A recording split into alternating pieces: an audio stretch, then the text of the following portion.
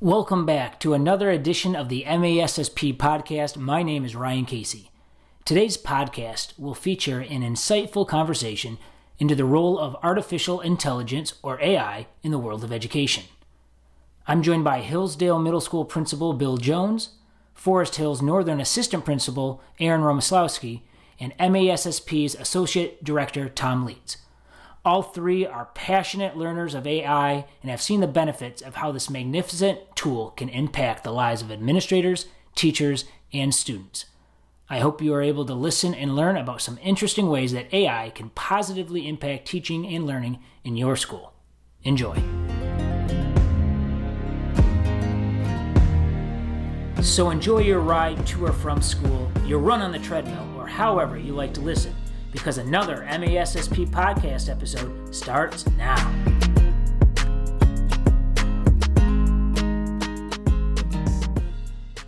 Well, gentlemen, thank you so much for spending some time with me on the MASSP podcast, as we are going to be talking about AI and education. And for the listeners who don't attend the annual flagship conference by MASSP called EdCon, which is up in Traverse City, Michigan, at the end of June each school year. We actually had a chance, I shouldn't say we, I should say I had a chance to tag along with your presentation during one of the breakout rounds talking about artificial intelligence, and it was really well received by attendees. We had a lot of people in on that session, I thought, as well. So I just thought that the podcast would be a great forum to continue talking about this. A lot of articles out there, a lot of different resources available talking about AI. And I think you three would be the best people to kind of pick the brains and figure out what does this look like in schools? How are you using it already? And what does it look like going forward? So I'm going to jump right in really with the first question. Aaron, if you don't mind taking this one. How are schools harnessing AI these days, and what advancements can building leaders expect to see in their schools? The biggest way that the staff at Forest Hills has been using AI is really as that thought partner, that personal assistant that you didn't really have before. That now you're able to consult a pretty well-formatted system to generate email responses, to come up with accommodations, ideas for lesson accommodations. You're able to, or just the other day, I had to create an adapted bell schedule for an assembly. We didn't have one handy. Through a little bit of prompting, about 7 minutes playing with AI, I had an actionable bell schedule ready to go. And that's something that always trips me up. Trying to measure things in 37-minute increments just doesn't work well for my brain. And because of AI, I was able to do that while the rest of the administrative team was still off doing their thing. I didn't have to work as closely with them. So we really improve our efficiency quite a bit. So you mentioned using it for your bell schedule or maybe for accommodation. So either maybe Tom or Bill, if you want to take this next one, any other ways that you can think of? Because I think most people that are curious about AI, I think the kind of lowest hanging fruit or easiest entry into this is to think about different ways that you can streamline maybe administrative tasks. So whether you're sitting there with your principal hat on, or maybe it's something you can give your guidance counselor or a secretary or a teacher. Can you guys share maybe some other ways that you are introducing AI or using it as an example? Yeah, I can kind of give a building one. And I think, as Aaron said, it is, kind of like another assistant, another thought partner. If there's something that you want to do that you're thinking like, man, I'm not sure if I have time for this, or do I delegate that to, in my case, maybe an assistant principal or an office assistant. So my example that I used as my go-to was some prayer guidelines. Wanted to support, student prayer during the school day last year. I had a lot of Muslim students. And when I had one piece of cake, I had a space. When I had 2 and 3 and then 7, just because middle school kids are middle school kids, the check-in, the check-out, the attendance, the where do they go and who's monitoring them and what kind of shenanigans may or may not be happening while they're there. I thought I got to come up with a process for this and some guidelines. And it was one of those things of, my first thought was, I don't have time to come up with this. And I thought, well, maybe I could ask, my assistant, maybe she could come up. And I thought, why don't I have AI piece together, a couple of guidelines. So, it took me a couple of minutes. I fed it a couple of things about, supporting prayer, but, keeping an eye on student accountability and attendance and having a process and give me a something. And it gave me a pretty detailed document that was at least a starting point that I could then, kind of pass off and say, hey, let's bump this up and polish it. And, I'm kind of a fan of the idea that I don't know that AI gives you anything at 100%, where you look at it and you say, man, that was an A+. But they'll give you a lot of things that are at a 75 or an 80, and then you can, punch it up a little bit from there. So that was something that, if I was to do it or somebody else was to do it, to type it out and figure it out, it's at least an hour and at 12 seconds. Yeah. Awesome. If I can add, Brian, I think where this gets really neat in schools and where I'm seeing people be creative, and obviously being out of the building and out of that space, but getting to see in a lot of different spaces, seeing people do exactly what Aaron and Bill both described, but applying it to the learning process, right? So like, Bill kind of put it right. Like it's not perfect. And I like to think of AI as almost like an amplifier, right? Like it takes what you're capable of doing and it can amplify it. That's good and bad, right? If I'm screaming in foul language, it's going to amplify that foul language. But if I'm screaming in good work, it does that. So whether it's at the collegiate level or at the secondary level, and not so sure at the elementary where that lands, but where teachers are having kids build and think along with AI, what they're doing is really getting into that. How do we use that iteration process? How do we go through that thinking? And that, like, it's making critical thinking critical again, right? Because it's really, Bill can say, write me a process for managing prayer in school, and you're going to get all kinds of crazy stuff. Now, how do I reiterate that in ways that get it to where I want? And it's funny. It's almost like that kid who thinks they're getting away with something because they're going to have to ease your job, and they find out it's actually quite a bit more work, but it's going to pull from all these different spaces and sources, based on what parameters, biases you set into it, and that algorithm runs with. And there's a lot of really critical learning that can happen there from the input and user side of it. And I think that gets pretty neat. And that's a good segue, Tom, as we transition thinking about beyond just administrative tasks, but the learning experiences, as you mentioned. So I'm curious if you can share, based on what you have your teachers working on or what you see from your classroom visits, what does this look like in the actual classroom with students and teachers, especially knowing some students have diverse learning needs? So I've had some interesting use cases so far. I have a STEM teacher that is having students use AI and work through that iteration process to develop new ideas for new projects or things and work out the logistics and the science and the math behind doing those projects, resulting in some extremely creative ideas that they never would have before considered. I have other teachers that are using it for students to help with their college application essays and to get another set of eyes on those essays, to proofread them and look at them. And the key that these teachers are doing is they're keeping out student identifiable information, but they're just using the gist of it, and they're teaching students how to ask the questions to AI that generate the best response. And what they keep sharing is that the first time, it took a little bit of time to get students to ask the right question, and then they get that C plus B minus product. The second time, they jump straight to that success set of questions that they ended with, and they're still getting there even faster. And so they're able to generate these ideas and create these new things in ways that we really haven't seen before. And I could give you, I'll give you a STEM example and an English example. So I've got a STEM teacher who is teaching, some pretty technical things as far as, medical forensics and flight in space and, things that have some pretty specific vocabulary. And, when you've got several ELLs with different backgrounds in that class, trying to translate that technical vocabulary and kind of put it side by side with, the English translations for every task, every assessment, everything. She's like, man, I don't know why I didn't think about this last year, but I put in AI and I'm like, hey, take this table full of terms and definitions and translate that into Korean, and give me a German one, and I'm going to need it in Portuguese as well, and boop, boop, boop. And I think what she was doing before, she would still do it, but it was almost like word by word, Google Translate, cut, paste, next word, Google Translate, cut, paste, next word, next language.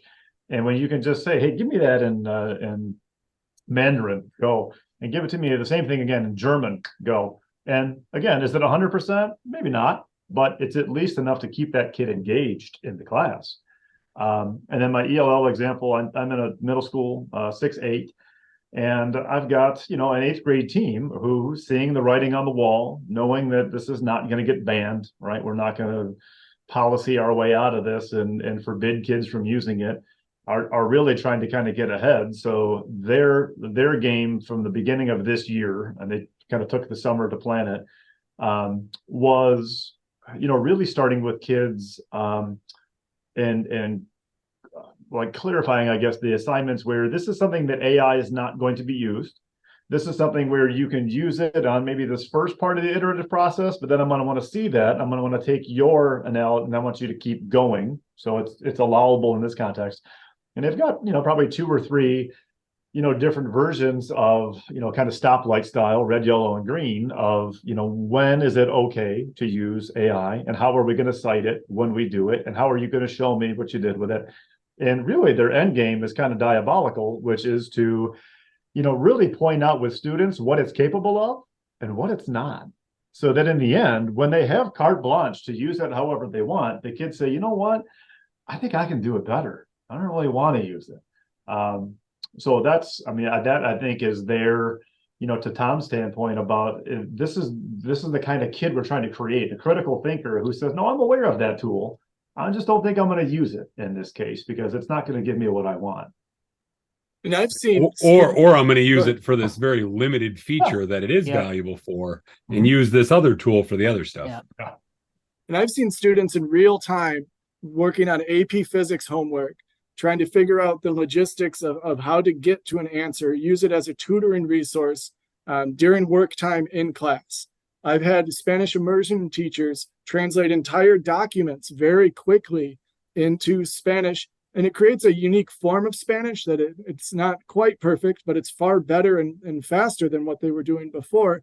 And then they just tweak it a little bit along the way. So the opportunity that's here to expedite the workload for folks is tremendous for the teacher and for the students in terms of when they're confused, they now have something to consult to figure out the how and the why.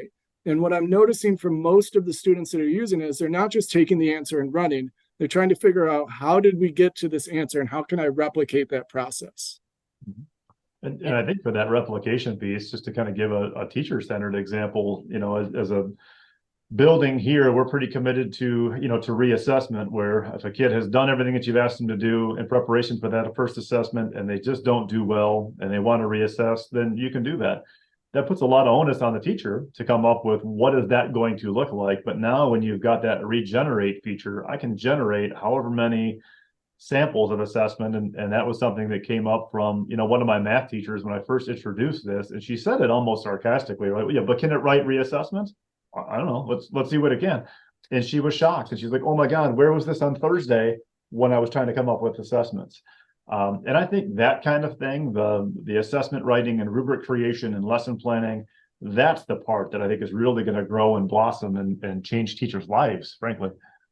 Absolutely. And I think, again, going back to what Tom said, obviously the goal here is to hopefully and encourage and grow those higher order critical thinking skills for students as they learn how to navigate these tools with the evolution of their prompts and how they can analyze and synthesize the output that they're getting. But to get it to get used fast will probably be the workload that it can help with for teachers, right? As in some of those examples that you all mentioned. So thanks for sharing that. I am curious, and I know this might change based on the timing of this recording or whenever somebody's listening to this down in the future.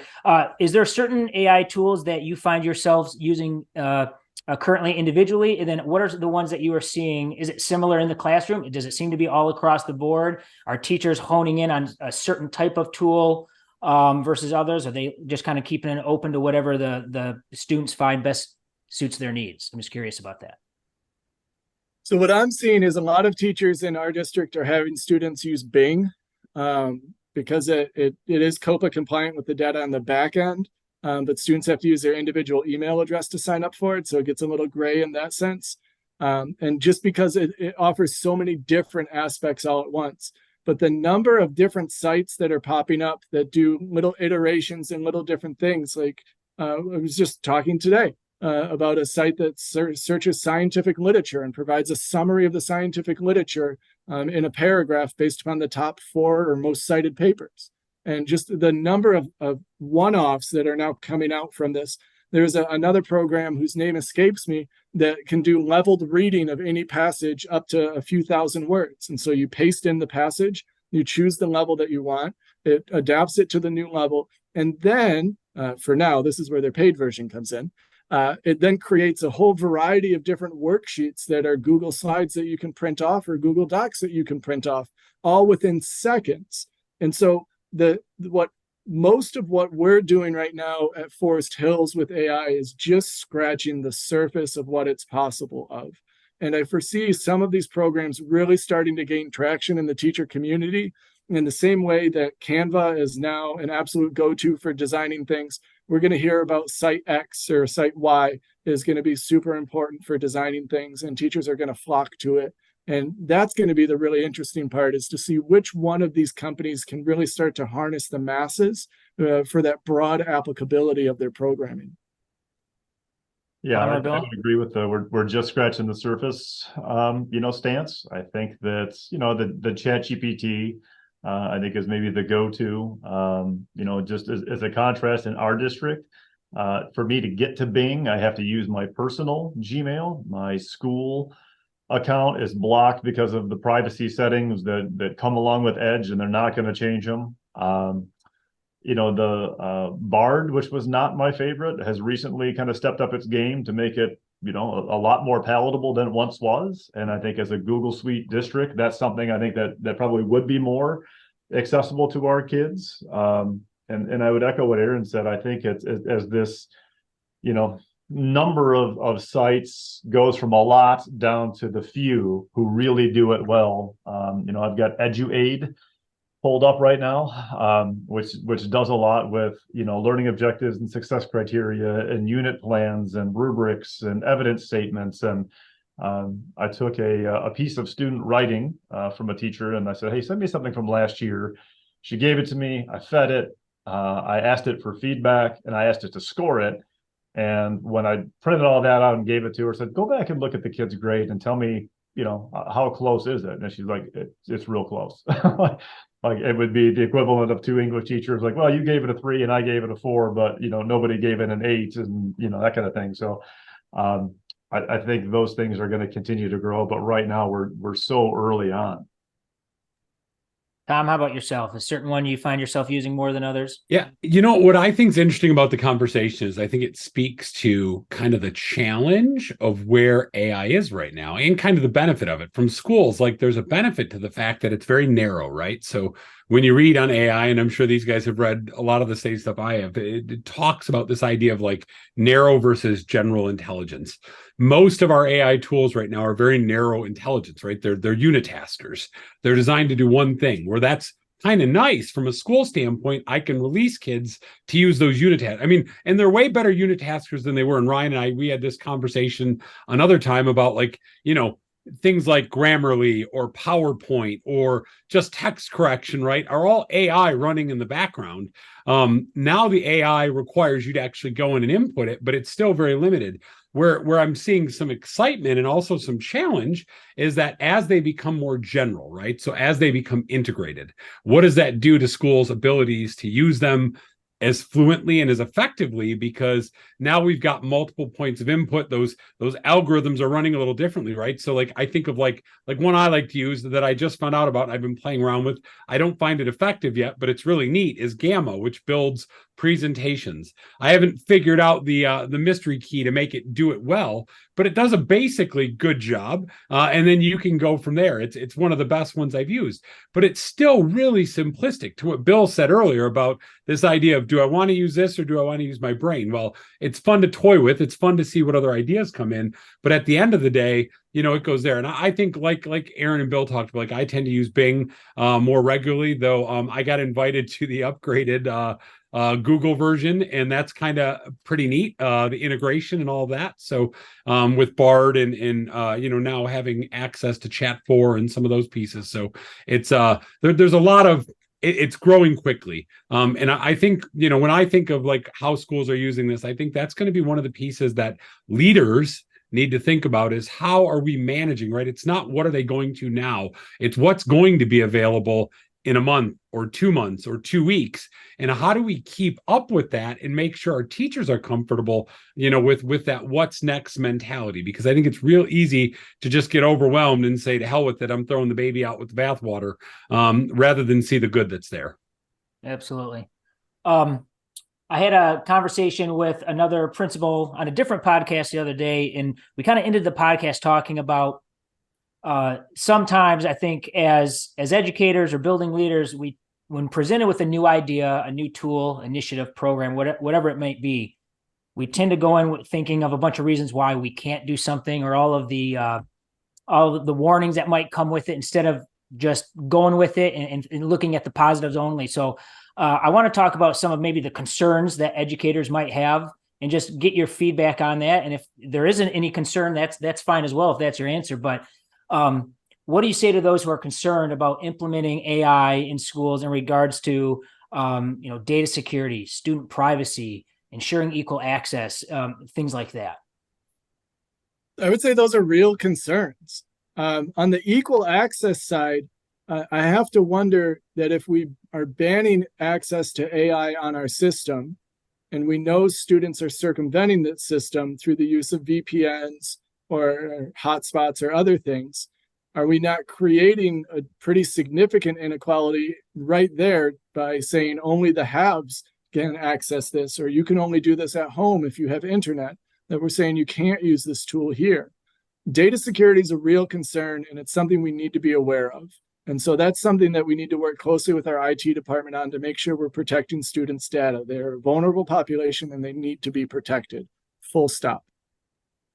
Within that realm, we shouldn't be denying them opportunities to use these resources. As Jones has shared earlier, he shared these entire documents from U of M, and then there's some from Cornell, where they're talking with their students openly through these documents about how to use AI as a tool, when to use it and when not to use it. And so if we know these high-tier colleges are encouraging students to use AI, what position are we putting our students in at the high school level or even the middle school level if we're saying absolutely not, this thing is the devil, you should never touch it, don't ever use it? And then they get to college and they're sitting in a room where half the class is using it and half the class isn't using it. I think we've created a competitive disadvantage for our students in that scenario. So while yes, this is a tightrope we need to walk, it's one that's valid in walking and one that we should put forth the effort to try to figure out. Hey, Aaron, you got to be careful though, because if we make it the boogeyman, it might actually encourage the kids to use it more. So it might have the that boomerang effect on you there. So. And I would say some of the things that I wonder about, I mean, all of Aaron's points, very valid. And I think the differences between the haves and have nots. And I think about the differences maybe between districts, where you have a district who has the resources and the technological wherewithal to do like a U of M and come up with a proprietary suite of AI tools that their kids and their teachers are able to use.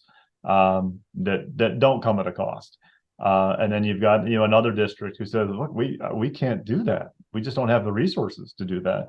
Now, what kind of a disadvantage are kids in that district facing when they land in some of those same classrooms, and you've got kids who have been using these tools for 4 or 5 years, and a kid who says, I don't know what that is. And I think about maybe the equivalent would be like a learning management system where, 10 years ago, we were not really on Schoology or Canvas. You might have a couple of teachers, you can Google Classroom here and there because it was free.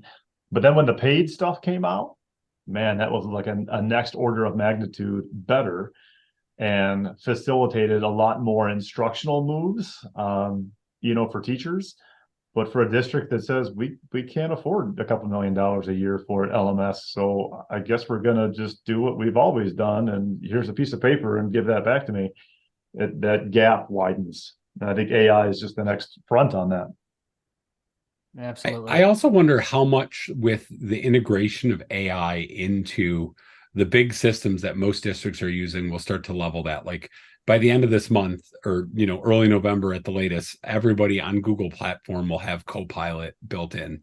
Microsoft Office has said the same, right? So, most school districts are using O365 or that, where it's going to start integrating some of these tools into it. So I think there's some leveling that will occur, but I agree with what Bill and Aaron said. I mean, like the concerns are real. The concerns of both lack of access and of, distinguishing who gets access or creating that gap. The other part I think of that's a real ethical concern and just a challenge that schools have to think of is, for years we talked about media literacy, right? In schools, we have to make kids great consumers of media, which clearly we've not done the best job of, if you watch anything on the news and believe what people think are true on one side or the other, right? Like media literacy is a challenge. Now we have this piece with kind of like information, data, or just simply AI literacy that has to be there, right? We need to help kids, which means first we need to help teachers and school leaders understand exactly what it's doing, right? How does it work? Like, what does it look like if we pull the curtain back and look inside? Like this, it's not rocket. I mean, it is kind of rocket science, but it's not, right? It's the idea being that, there's an input, it aggregates that input based on an algorithm and gives you a response that mimics what it would be like as a human response. So once I know that, I can kind of gamify it and I can understand it. To Bill's earlier point, and a little bit what Aaron was talking about too, like I can now start thinking about, is this something that I want to use or has value to use? But it's also talking about the benefits and harms of it too, right? This idea that AI is far from a perfect tool, right? It draws from data that's online and available. And a lot of that data is not accurate. It's flawed, right? It has biases. So how are we helping kids to really think critically and be better at that? Like, I think at the end of the day, like AI should really allow us to be more human, right? It should allow us to get all those other parts in, and then we make the decision rather than it. But first, we've got to get over that hump and help people learn how to get to we're going to get overly excited about all this data and information it gets back. That's fine. But then we have to process it, right? And I think a lot of teachers right now live this first iteration, right? Google 20 years ago. All right, great. Paper's already done. I'm just going to Google it and I'm going to print it out. You guys remember getting those papers where they literally had the URL at the top, right? So kind of in the same space where now we have to put the human back into it, and it's, I think that's where AI becomes really cool. But again, it's also the real challenge of it is we have to do more than just use it. We have to teach it, and we have to teach thinking around it so that it's not just something somebody hits go and thinks they're done with. And I think that's both the challenge and the opportunity.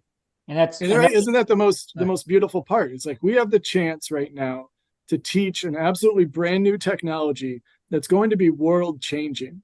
And so we can teach students how to ask the questions. And Connie Hamilton wrote her book, Hacking Questions, a decade plus ago, about how we're trying to work on questioning in the classroom and to improve the questions students are asking and improve the questions we're asking to increase the dialogue. And this is really the same tone of that in terms of what questions are we asking to generate the product that we're trying to seek. And then on the back end of that, how are we citing that? How are we sharing that this came from an alternative resource? And so are we just citing it in terms of a paper like we do for APA format? Are we adding in screenshots that show the dialogue that we had, since most things are being turned in digitally now, so we don't have to worry about adding 4 pages of screenshots? And so we have a chance right now to teach this absolutely brand new technology. But in order to do that, we have to first get people to use it so that they can feel and they can see the utility in it themselves. And so that's where the big focus, I think, is right now. So I was going to have that lead in my next question. You started touching on it, Aaron, is again, for people that have certain concerns or just, they're scared about this shift that is happening.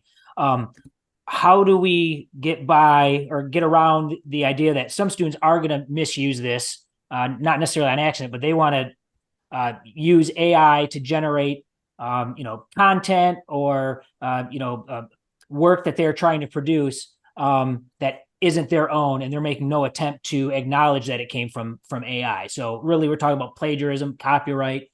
How do we get around that, and how do we evaluate authentic student work if they are using AI? I'll jump on that one for a second. I mean, I think, kind of going back to Tom's point, the most valuable resource in that classroom is the teacher. And it's a teacher who knows their kids, knows what they're doing, has got experience with that content, and knows what kinds of things seventh graders produce, or juniors produce in that American Lit class or whatever it is. And I think if you are engaged in some questionable practices, right? Here's your essay. I would like it due to me tomorrow morning at 8 a.m. done. You're opening your own door for creating panic in a kid who's going to go push that button and going to give you something. And you haven't worked with that kid. You haven't seen his drafts. You haven't had him iterate in front of you over and over and over again in a classroom. I mean, that's the way to combat that plagiarism piece. If you create the environment wherein a kid feels compelled to cheat and to do that, because it's high stakes, because there is no reassessment, because getting the points is more important than getting the learning. And this is a one and done thing. I just got to get it done and then move on to the next thing and get that done too. In some ways we're creating our own problem. But if you know your kids and you've been working with them on this thing over and over and over again, I taught English a million years ago, and you can spot them. And I think my teachers now, the reason they came up with this approach and the traffic light thing is they were beginning to see it. They're like, Bill, you can see it. Like, I know those kids. I know how Tom writes. I know the word that he knows. And then all of a sudden, this shows up. That's not him. And I think if you have been going through that process, then you know it. If you just assigned it to him yesterday and then that thing shows up, that's real hard. And we know that the detectors and the trackers, at best, maybe they're 70% accurate. And as a teacher and as an administrator, I don't want to hang my hat on calling a kid a cheater at 70%. So, well, Bill hits on some really great points. For a wide variety of reasons, relationships are more important than ever in our classrooms and in our schools. That we could create a laundry list of reasons why relationships are more important, and we can add this one to it. That if I know Bill, if I know Tom, if I know Ryan, if I've seen evidence of their work in class, and then this other thing shows up, I have that relationship where I can pull Ryan aside, say, hey, Ryan, can you explain this paragraph to me a little bit more? I just would like to know your thinking on it. And based upon Ryan's real-time response, you're going to have a very clear answer in terms of what was created and what wasn't created by Ryan. But we need to build those relationships in order to have those conversations so that when Ryan's called up, he's not automatically put on his heels. It's not a threatening or other type of environment that makes him super worrisome. It's just we're checking, we're working, we're iterating, we're building this paper. But since I know you and I know your voice to some degree, I'm able to say, this part just doesn't feel like this part. Tell me more. Well, I think the third step to that is not relying just on the relationships, right? Like, I think that's huge, but I think relationships sometimes lend bias to the situation, right? Just like we were talking about a downside of the system. So put systems into place, right? Like, why, if I'm a teacher, instead of making AI something they might use or not use, assign the process through AI, have them generate that first one, show me their iterative questions so that I can now, it's like, what a wonderful, we talked about opening the curtains to AI. That process opens the curtains to the thought process and the writing process those kids are going through. I can now see how those wheels are actually spinning. I can add support or coaching into how they do that. And now I know. And then for that next part, say, okay, now we're going to stop. Now I want you to do this writing on your own. And then we're going to feed it into AI and see what kind of changes it makes. Like, put it into a system so that that human bias of relationship isn't there. Because I had a lot of kids that I probably should have asked more questions to, but I was like, I like Billy. He's a good kid. Maybe I think he's probably doing, no. Like, if it's good for the goose, it's good for the gander. So let's create a systemization of this process to make sure that we're not just relying on the relationships and really relying on practice and a process that ensures that not only every kid gets access, every kid's learning, but that every kid's getting like feedback and coaching to do a better job with it, right? That's that preparation forward, in my mind anyway. And there's an opportunity present to lean on your math department specifically, because they've already had this crisis in the math department when photo math showed up a few years ago. And now you could take a picture of a math problem and solve the whole thing. And so they had to develop systems. They had to develop processes in order to address photo math. And so taking a cue from them on what did you develop, what worked and what didn't work, that opportunity is now present for our social studies, our English, and our science teachers as well. Well, because I can't pass up on an opportunity to talk about it, I guess what I would say is, when everything is crucial, every point matters, every piece of homework is live or die. You are incentivizing kids, whether through photomath or through chat GPT, to cheat and just get the answer. And when they're doing that at home, absent teacher supervision, absent iteration, then the focus becomes on getting the grade and getting the points and not on the learning. If you're willing to change what you value, what you score, how you score it, when you score it, when kids do it, that's fine. But I think trying to apply a 21st century reality to a 20th century instructional approach in so many ways, not just with AI, but with everything, right? That's where we're going to be butting heads of, you've got people who still want to teach like it's 1997, and it's just not. Or 1897. Yeah. Exactly. Hey, Ryan, I think Bill was just setting a pitch there for another podcast on standards-based grading and grading policy in general. Bill, thank you for volunteering. That's awesome. You blow the whistle, I'll come running. All right. Sounds good. Hey, last question here. I know I got to get you guys back into the classrooms and hallways. So just kind of forecasting ahead, what emerging trends do you foresee in the realm of AI in education, and how can building leaders proactively adopt these technologies for the betterment of their students? And maybe that might be hard to answer because I know this is changing so much, and you've talked about it a little bit maybe in some of your other answers, but just kind of forecasting ahead, where do you see it going? So I really think the world's an oyster at this point. If we remember back to when the internet first started out, that there were all these different websites and we had to memorize 5, 6, 7 different websites to do different things. And then this Google thing shows up and it just did all the things well. And now we're to the point that we use Google to discuss anytime that we look something up. We're in the infancy of what AI is going to look like in our society, in our world. But it is abundantly clear this thing is moving ahead at lightning speed. And so there's research that shows teachers that are proficient in using AI are more proficient at diagnosing AI writing in samples that are put in front of them. And so the biggest thing we can do right now, as we're kind of unsure where this thing ends, is to get people out there just using it. Dabble a little bit.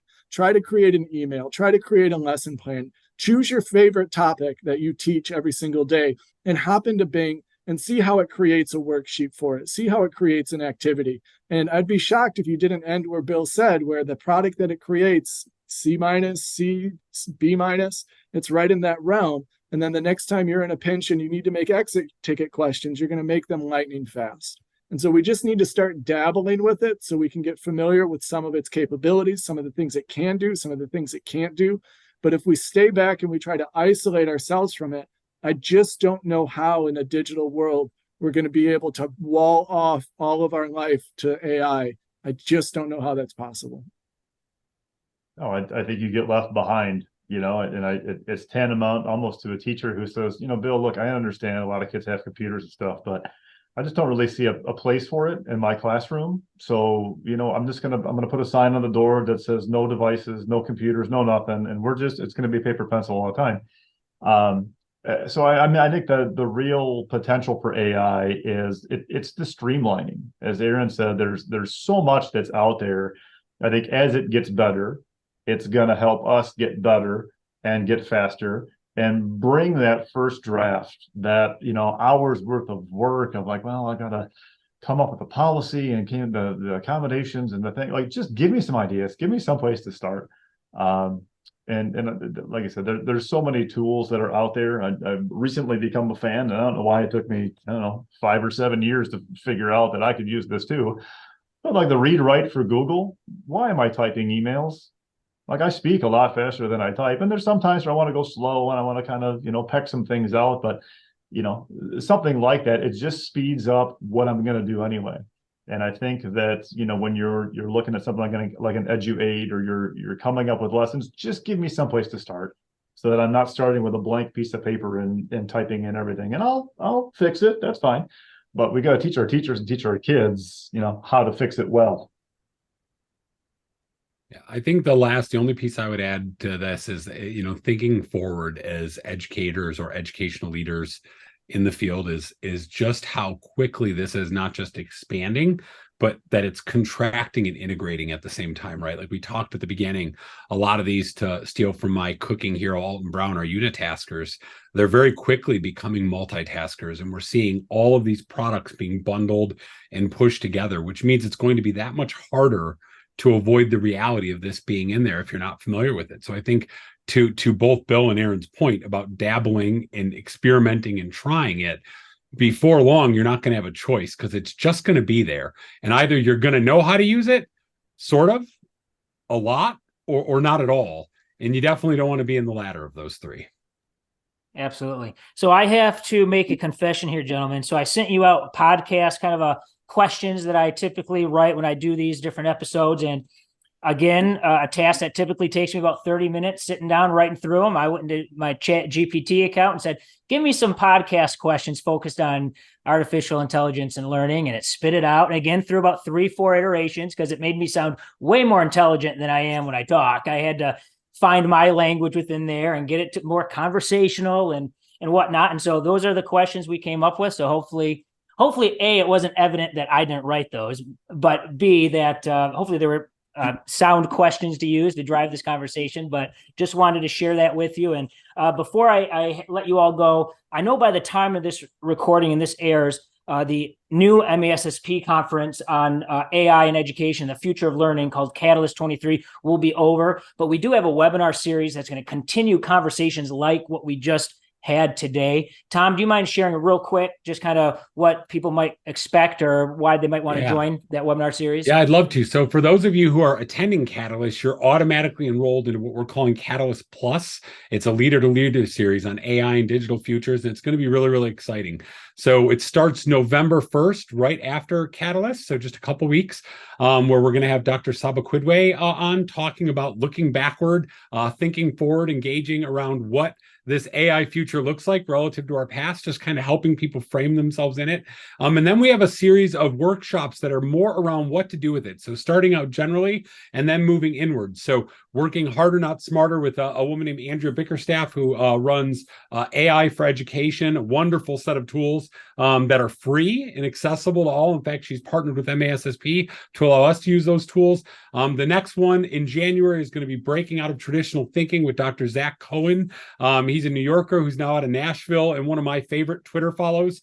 And then we're going to bring our partners at Miller Johnson to talk really in depth about those legal, ethical issues and things to work on. And then partnering with our friends at Michigan Virtual for the last one in March. So you have November, December, January, February, March, right in a row, around framing policy, procedure, and moving forward. So we've learned all this stuff about AI. Now, how do we put it into policy and in practice in a way that's usable, supportive of our teachers, but also flexible enough to allow our students and our staff to have that point of entree into AI. Awesome. Thanks for sharing that. And for people who want to learn more, they can head to massp.com/events and they can get all the dates to all that info. So I've taken enough of your time. Gentlemen, thank you so much. Bill, Aaron, Tom, I appreciate the time we shared talking about AI. Again, I just enjoy tagging along, listening to three smart guys talk, let me tell you. So just like EdCon, I got to do it again today. So thank you very much and enjoy the rest of your day. Thanks, Ryan. Thanks, guys. Thanks, Ryan. Yeah.